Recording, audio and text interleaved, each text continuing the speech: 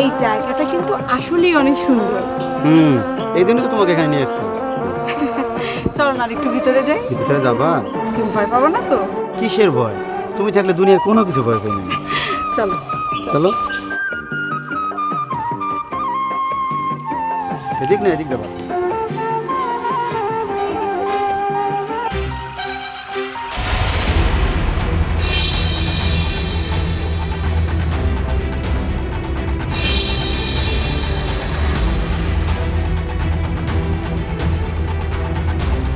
সুন্দর জায়গা।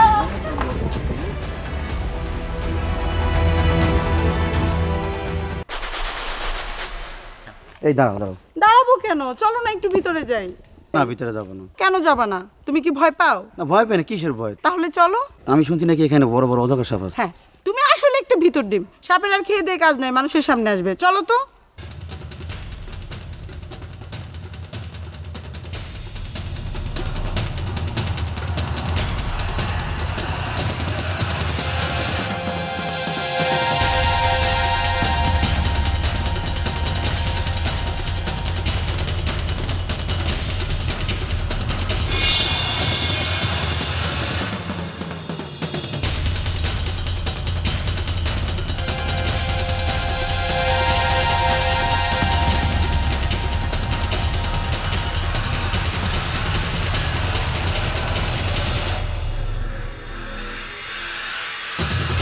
তুমি কি ভয় পাচ্ছ? না না না, কিসের ভয়? তুমি থাকতে আমার ভয় আছে? অনেক সুন্দর জায়গা, ভয় পাওয়ার কিছু নেই। তুমি থাকতে আমার কোনো ভয় নেই। এই দিকটাই চলো। ওইদিক চলো যাবা? তো? হ্যাঁ চলো। হ্যাঁ।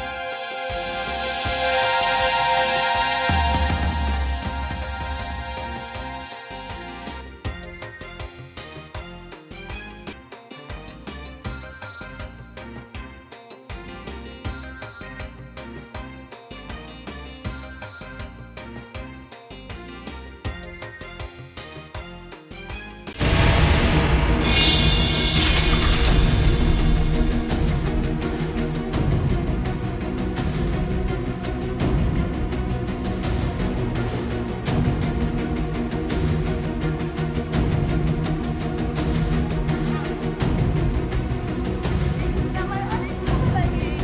হ্যাঁ। এই, না? হ্যাঁ।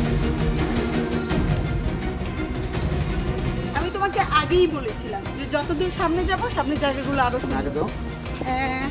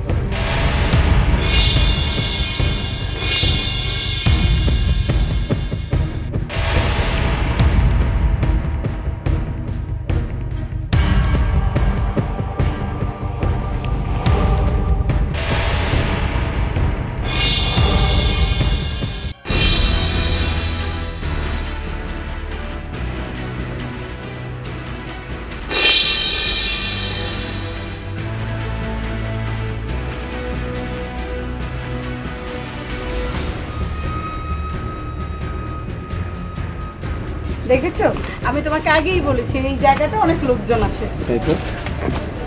এ ভাই এদিকে আসুন তো ভাই। আসসালামু আলাইকুম। ওয়ালাইকুম আসসালাম। ভাই এই আলতা দিঘির বনে কি ওই সাপ আছে না? এইখানে আপনি সাপ কই পাইবেন? আমি তোমাকে আগেই বলেছিলাম যে এই জঙ্গলে কোনো সাপ নেই। তুমি একটা আস্ত ভিতর ডিম। তাই বলছিলাম। আচ্ছা, আপনার বাসা কোথায়? আমার বাড়ি এই জঙ্গলের মধ্যে একটা সুন্দর গ্রাম আছে, সেইখানে যাইবেন আপনারা? না। না। আচ্ছা, আপনারা কই থেকে আইছে? আমরা জয়পুরহাট থেকে আসছি। ও আচ্ছা ঠিক আছে। উনি আপনার কে হয়? ইনি আমার বউ হয়। ওই এখানে দুটো ছেলে একটা মেয়ে কি? আপনি করেছে কেন? আমি এখন লোকের না। তোমার কিছু বলতে বলছি, আপনি বলেন কে হয় আপনার? আমার বউ ভাই। হ্যাঁ উনি আমার হাজবেন্ড, আমি ওনার আবার wife। তোমার কিছু বলছি, আমি ওটা বলতে বলছি না? এই চলো তো এখান থেকে। কেন, কি হয়েছে ভাই? এই গভীর জঙ্গলের মধ্যে এইরকম একজন টুকটুকে মাইয়া মানুষ, ব্যাপারটা কি? তোমার তো মনে হয় মূর্তি গতি ভালো না। এই চলো তো এখান থেকে। ভাই দেখেন তো ভাই, কি বলতে দেখেন তো ভাই।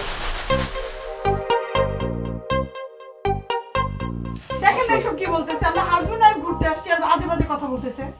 আপনাদের কাবিন নামাটা দেখা। ভাই এটা কেমন কথা বলেন? এই ঘুরতে আসলে কি হাজবেন্ড ওয়াইফ কোনো কাবিন নামার সাথে করে নিয়ে আসে? এই এলাকায় আসলে কাবিন নামা নিয়ে আসতে হয়। এইটাই এই এলাকার নিয়ম। ভাই ভুল হয়ে গেছে ভাই, এরপরে আসলে আমরা কাবিন নামা নিয়ে আসবো। চলেন আমাকে বড় ভাইয়ের কাছে চলেন। আমরা আপনাদের কোনো বড় ভাইয়ের কাছে যেতে পারবো না, আপনাদের সাথে কোনো কথা বলতে পারবো না। এই চলো তো এখান থেকে। নামেন, বড় ভাইয়ের কাছে যাইতেই হইব। বড় ভাইয়ের কাছে গিয়া আপনারা প্রমাণ দিবেন আপনারা দুইজন স্বামী স্ত্রী। যদি এই প্রমাণ না দিতে পারেন তাইলে পুলিশের কাছে তুইলা দিব। পুলিশের কাছে আপনারা কি আমাদেরকে তুলে দিবেন? আমি এখনই পুলিশকে ফোন দিব, 999 কল দিয়ে আমি পুলিশকে এখানে আসতে বলবো। পুলিশকে কল দিব। আরে কি সত্যি ভাই? ফোন-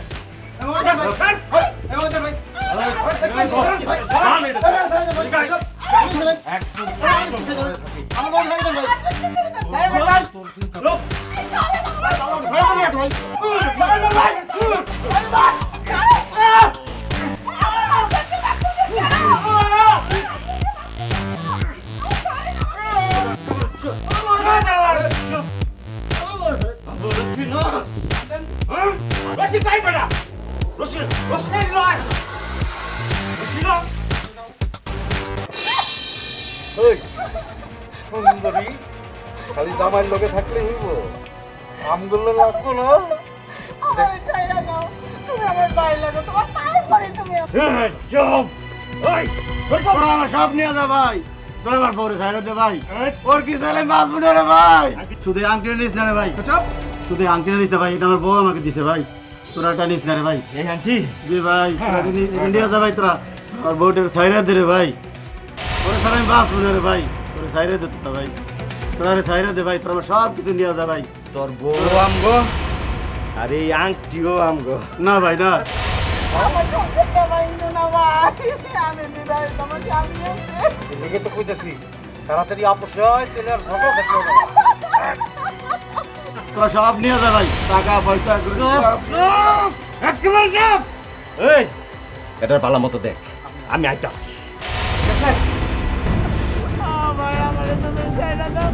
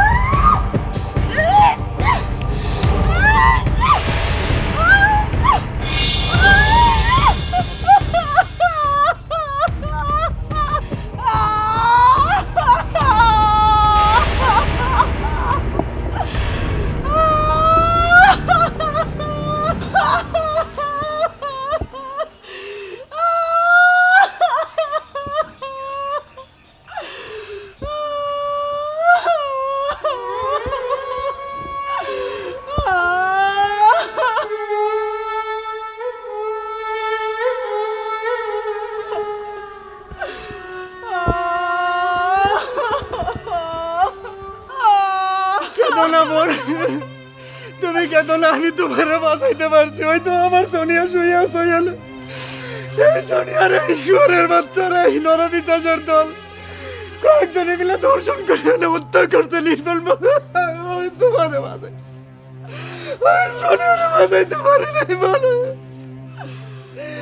নরপিশাচের দল আজকে শেষ করছি। আমার সোনিয়ার আত্মা আজকে শান্তি পাবে। আমার সোনিয়ার কাছে আমি যাই।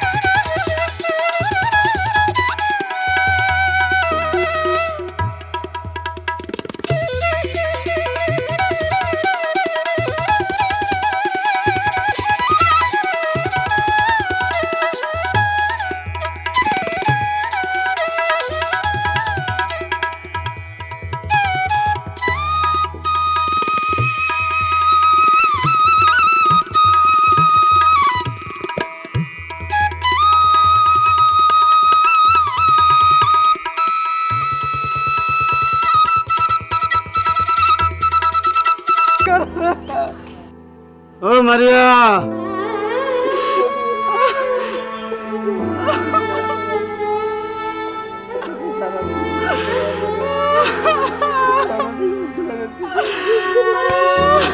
মারিয়া,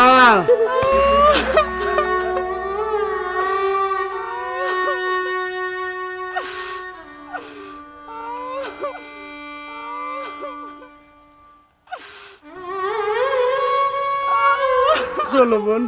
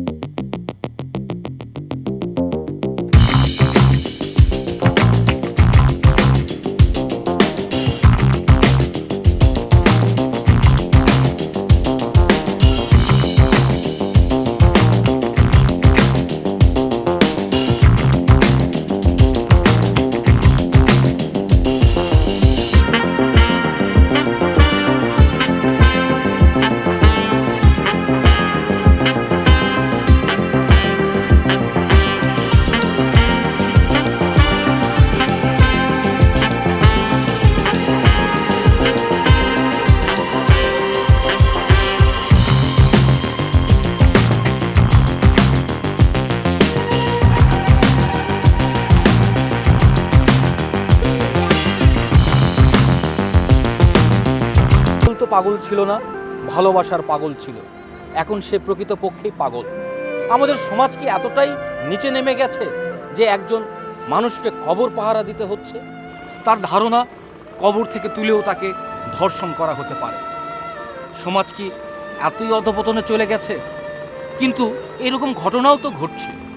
আমার মা, আমার বোন, আমার কন্যা, আমার সহধর্মিণী কেউ কিন্তু আজ নিরাপদ নয়। আমরা যখন পর্যটন এলাকায় বেড়াতে যাই, অনেক সময় আবেগে আপ্লুত হয়ে অবচেতন মনে চলে যায় নির্জনে, যেখানে জনবহুলতা নেই। সেখানেই উৎপেতে থাকে সন্ত্রাসী সম্পদ লুটে নেওয়ার জন্য, সেখানে উৎপেতে থাকে ধর্ষণকারীরা তাদের লালসা চরিতার্থ করবার জন্য। হয়তো ধর্ষণ হয়ে যায়, সংসারে অশান্তি নেমে আসে, সংসার ভেঙে যায়, ভালোবাসার মধ্যে দাগ পড়ে যায়। তাই আমরা যখন কোথাও পর্যটন এলাকায় বেড়াতে যাব, যেখানে মানুষজন থাকবে, যেখানে গেলে আমাদের কোনো বিপদ হবে না, ঠিক সেরকম জায়গায় থাকব। আমাদের মনকে সংবরণ করতে হবে, আমাদের আবেগকে সংবরণ করতে হবে। আমাদের প্রতিটি ভ্রমণ যেন হয় নিরাপদ, সুন্দর এবং আনন্দের। আমরা যেখানেই যাই না কেন, আমরা যেভাবেই চলাফেরা করি না কেন, আমাদেরকে সুরক্ষিত করবার দায়িত্ব কিন্তু আমাদের নিজেরই। আসুন কোনো ধর্ষণকারী বা সন্ত্রাসীকে সুযোগ সৃষ্টি করে দেওয়া নয়, আমরা সুরক্ষিত থাকি নিজেদের জন্য, সমাজের জন্য, পরিবারের জন্য।